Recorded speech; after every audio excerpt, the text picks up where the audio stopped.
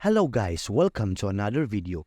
In this video, I want to help and guide you on how to archive and unarchive Instagram posts in easy way. So make sure to watch this video until the very end so we can't miss any steps in this process. Now let's jump into the video.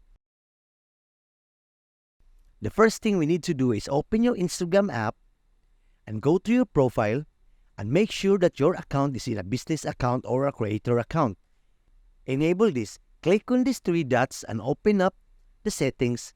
Click on your account right here. Scroll down until you see Switch to Business Account. And then go back to your menu. Select any post you have. For example, click on the three dots and just click on Archive. Just like this, and it now has archive our post. And you'll be able to unarchive it. So you basically want to click on these three stripes once again. And then click on Archive. And in here, your stories are actually archived as well.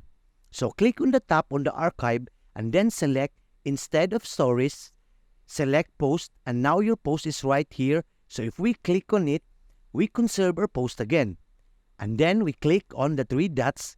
Just like this, we can click on the show on profile, just like this, and now it says no archive post. And if we go back, it is here once again.